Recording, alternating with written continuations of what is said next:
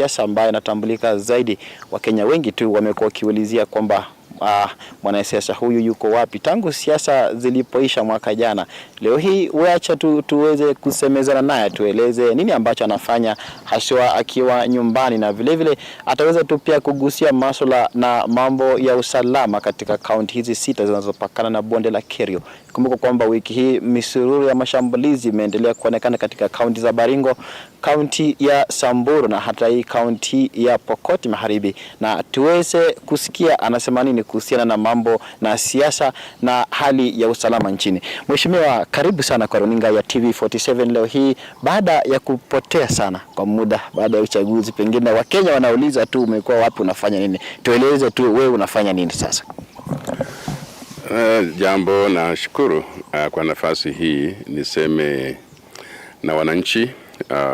Mimi siku hizi ni mkulima tu nyumbani. Nimekaa hapa nyumbani. Mambo ambayo anafanya zaidi ni kupata fursa ya kukaa na jamaa yangu na kutembelea wao, na pia kujitolea kama mshauri ya vijana katika sehemu hii. Ningependa pia kusema kwamba imekuwa ni fursa kupumzika baada ya miaka mingi katika siasa. Nafasi ya kujipima tena, kujitazama, yani kurudisha nguvu mahali ambapo ulikuwa umejifanyia. Ilikuwa ni kazi ya miaka mingi nikiwa katika siasa, na nikiwa waziri, nikiwa majority leader, nikiwa senator, MP Kachaliba. Kazi yote tumefanyia wananchi, na sasa ni nafasi ya mimi pia kujifanyia kitu. So ndio niko hapa kwa shamba. Najaribu sana kuwa mkulima.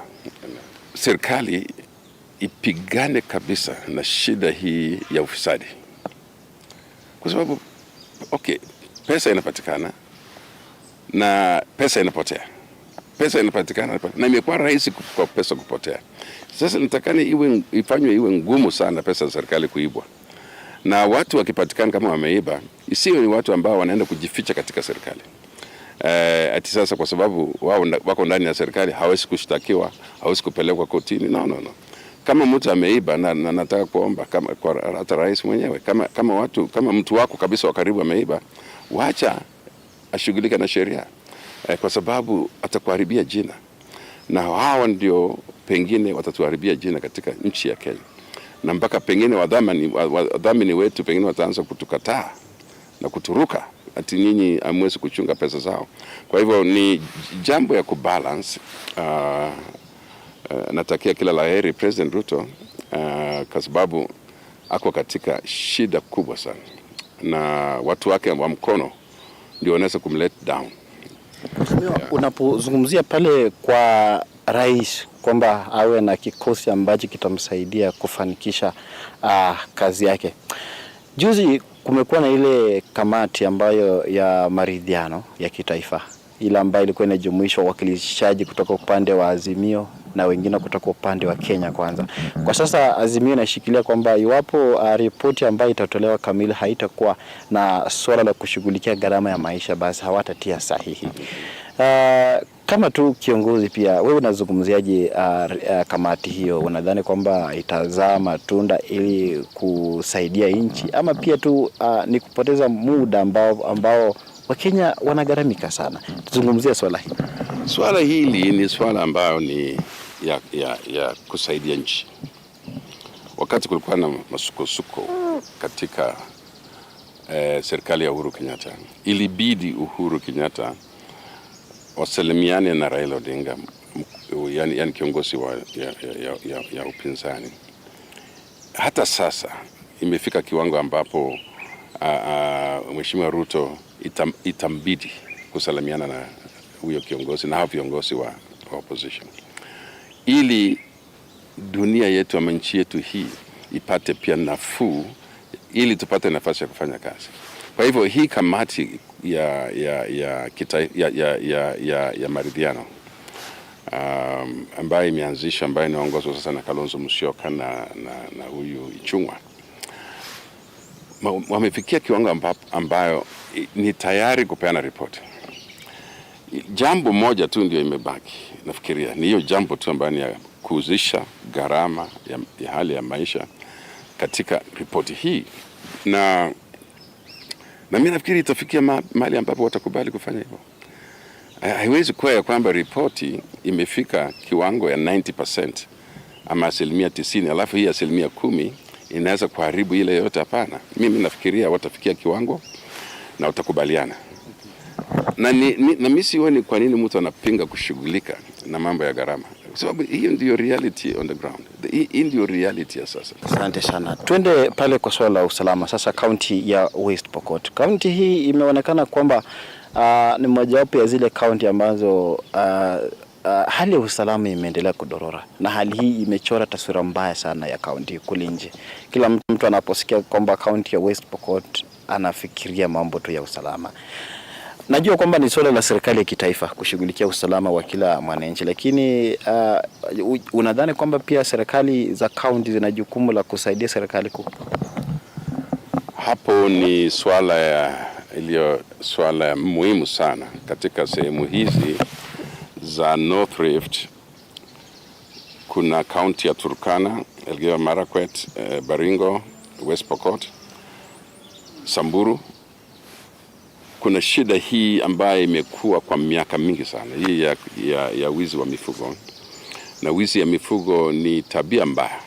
Tabia ambayo ukianza kuona ni tabia ambayo imepitwa na wakati.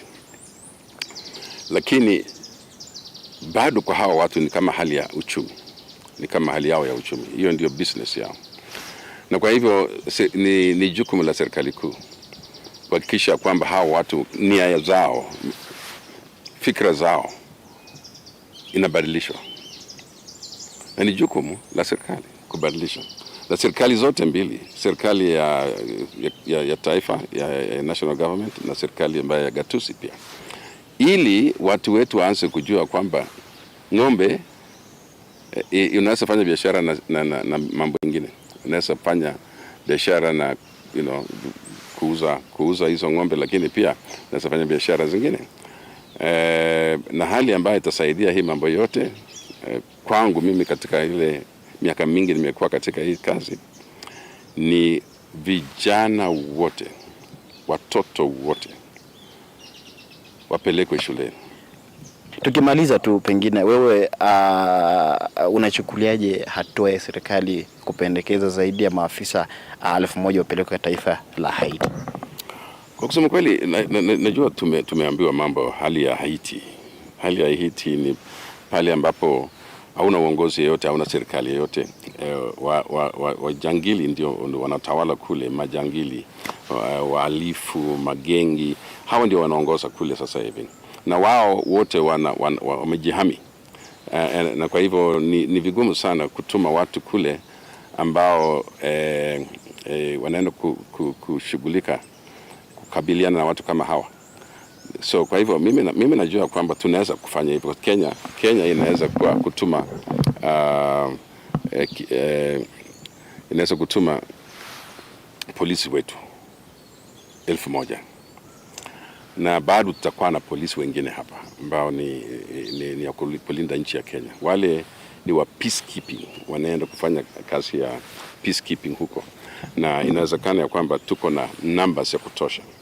Wengine waende huko wabadilishane, wakitoka huko wengine wanaenda huko, lakini hofu langu ni ya kwamba kule itakuwa ni kazi ngumu sana.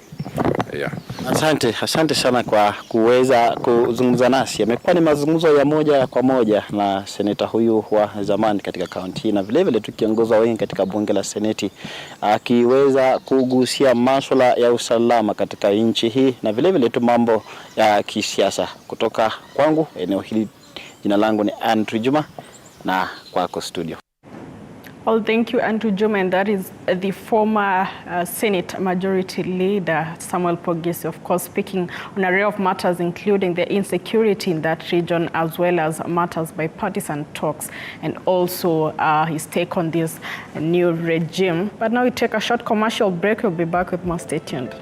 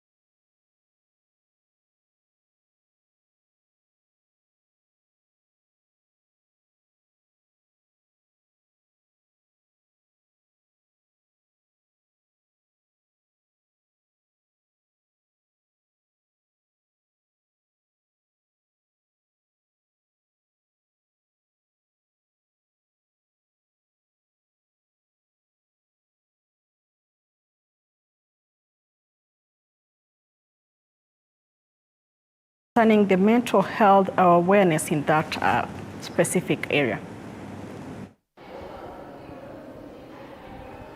Naam, shukran sana mwenzangu kwenye studio kuu za Nairobi na kupata kwa njia mbashara zaidi nikiwa hapa mjini Nyahururu, huku ni kaunti ya Laikipia.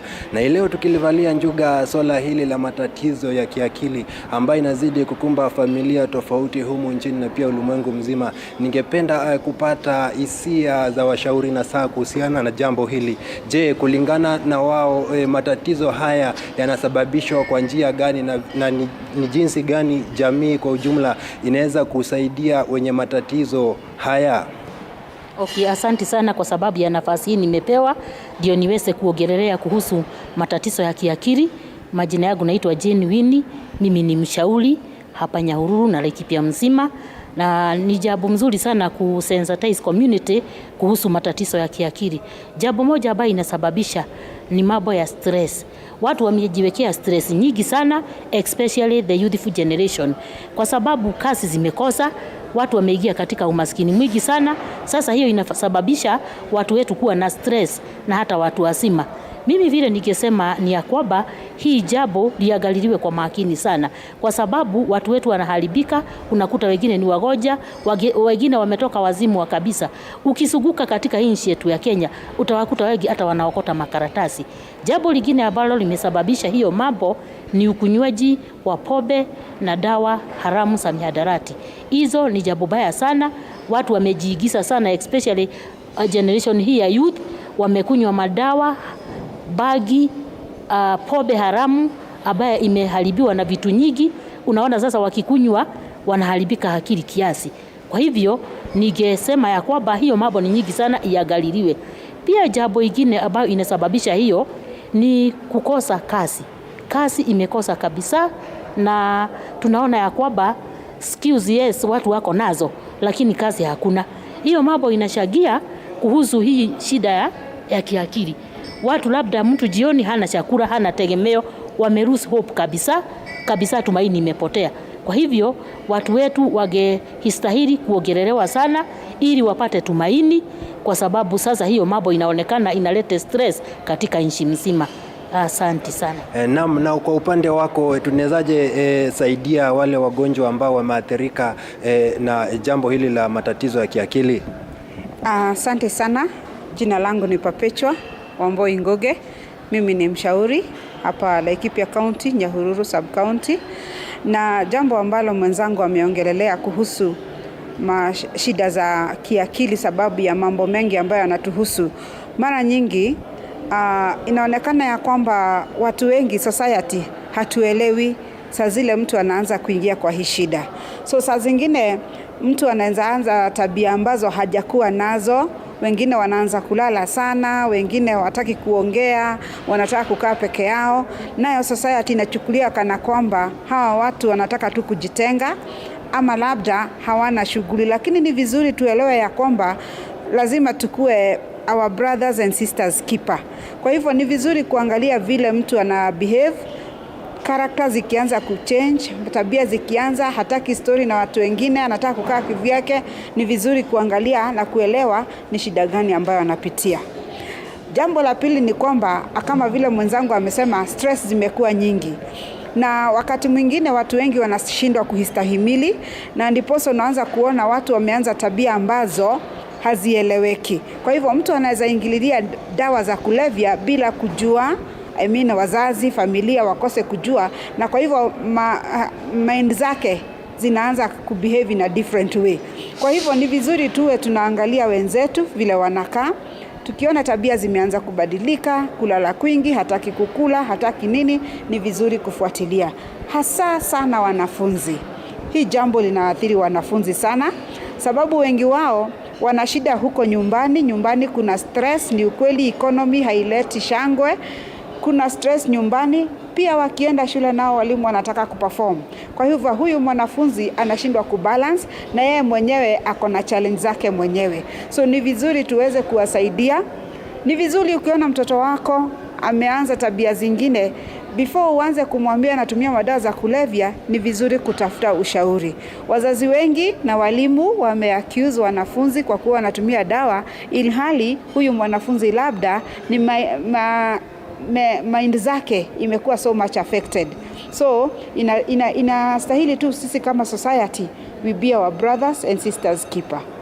Naam, shukrani sana. Ningependa kwa dakika, kwa sekunde 30, unaweza ambia jamii kule nje mambo gani kuhusiana na mental health? Vile tu ningetaka kusema kuambia jamii huko, mental health ni ugonjwa na ni ugonjwa baya ikishika mtu. Kwa hivyo ningetaka kuambia the society wakuwe alert, washuge kama vile mshauri mwenzangu amesema. Ukiona moja ya hizo dalili, ni vizuri kutafuta ushauri. Tuko counselors ambaye tuko professional, pia kuna mahospitali ambaye anaangalia haya maneno. Kwa hivyo ningetaka kusema society wasipuuze hayo maneno, kwa sababu ni changamoto kubwa na hata inaweza kuleta kifo. Ndio. Naam, shukrani sana mwenzangu, na kama vile ambavyo umesikia ni kuwa matatizo haya ya kiakili ni ugonjwa ambao jamii lazima ipate elimu ya kutosha ili waweze kujua ni jinsi gani watakavyokuwa wakishughulikia wale ambao wanakumbwa na matatizo haya. Na kutoka kwangu mie Laban Muhinda nikiwa hapa mjini Nyahururu, huku ni kaunti ya Laikipia, sina la ziada ila kurejesha usukani kwako studio.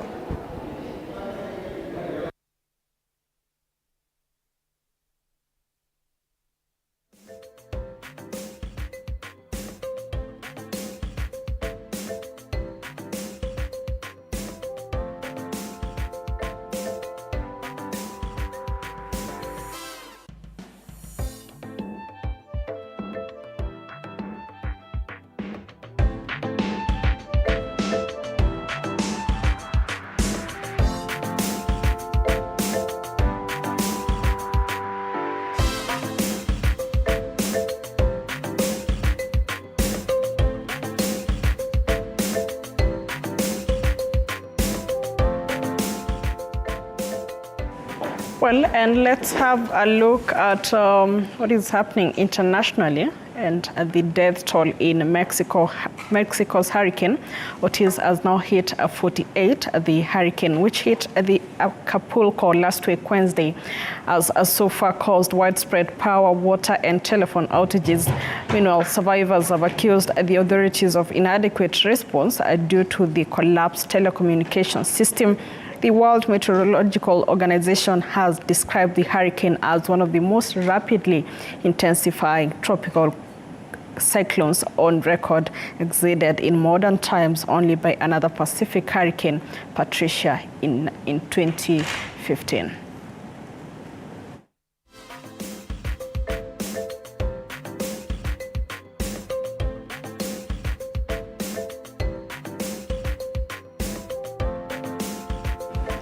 Elsewhere, the death toll in Mexico's Hurricane Otis has now hit let's have a look at Palestine-Israel war update and an update on the Hamas-Israel war. The Israeli military intensified airstrikes in Gaza on Sunday, including near its largest hospital, and another hospital was damaged by bombardment close by. This even as Prime Minister Benjamin Netanyahu announced on Saturday a second stage in the 3-week-old war. According to Netanyahu, Israel is determined to bring back 239 hostages taken by the militant group.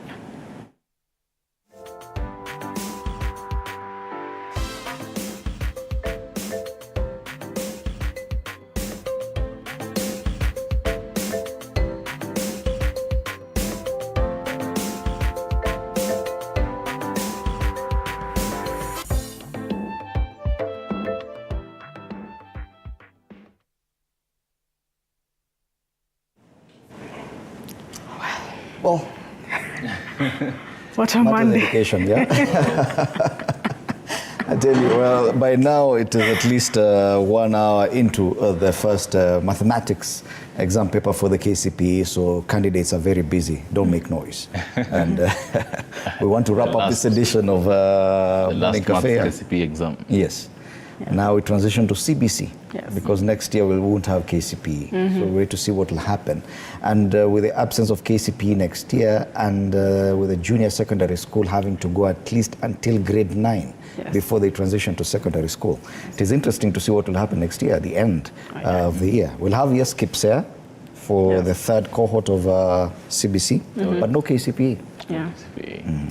Oh yes. And and even as the country prepares for matters the royal visit in the country. Oh yes. It's going to be interesting. That will be the biggest talking point tomorrow as we await for the arrival of King His Majesty. Yeah. Oh yes. King Charles III and the Queen Camilla. It's interesting. I want to see how Kenya will welcome the king. Yes. You know, we rarely get a visit by royalty at this level. This is his first since he came in. So And he wasn't king then. Yes. I think the Queen Elizabeth she's came. been here. She's been here twice when Jomo Kenyatta was president, and I think when Daniel Moi was president as well. Even if I was born by then, I didn't witness it, so I have no recollection of it. Yeah. It'll be interesting to see how he will be welcomed and the Queen as well, and the whole conversation that is going on. It's almost 60 years since we gained independence. Yes. There's all this conversation of, tuambie sorry for what we went through. Publicly. So I'd want to see if actually that will happen, which I doubt. Well, you never know.